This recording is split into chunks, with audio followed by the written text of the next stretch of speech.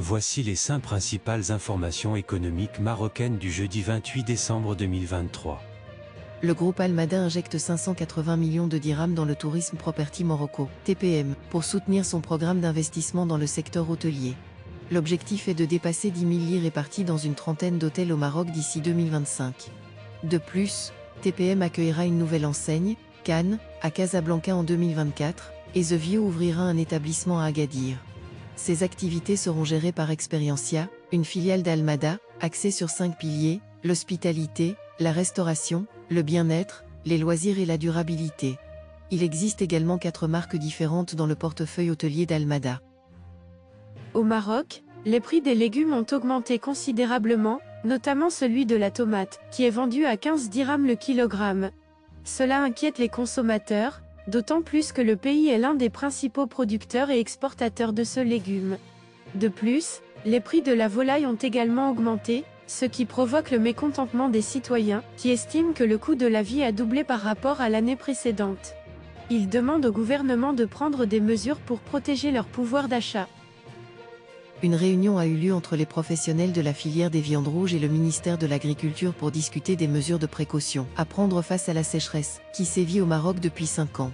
Selon le président de la Fédération interprofessionnelle des viandes rouges, cette sécheresse entraîne une baisse des prix des viandes rouges et impacte négativement le cheptel.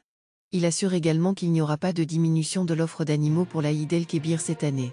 La loi de finances 2024 prévoit la possibilité d'importer 200 000 têtes de vaches, exemptées de la taxe sur la valeur ajoutée et des droits de douane. Le plafond d'importation de moutons n'a pas été précisé.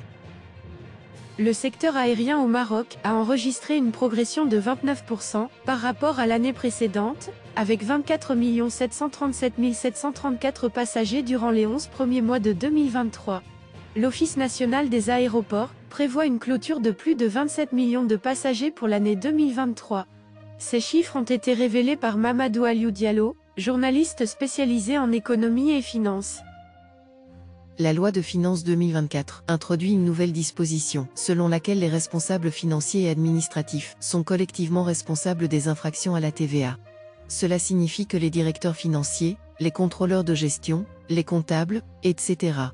deviennent solidaires en cas de non-déclaration et de non-paiement de la TVA. Cette mesure vise à renforcer le respect des obligations fiscales et à dissuader les infractions. Cette responsabilité s'applique à toute personne occupant un poste de responsabilité dans la gestion financière ou administrative de l'entreprise. La définition précise varie en fonction de chaque entreprise. La loi encourage une meilleure gestion financière et administrative et promeut la transparence et la responsabilité des entreprises envers leurs obligations fiscales.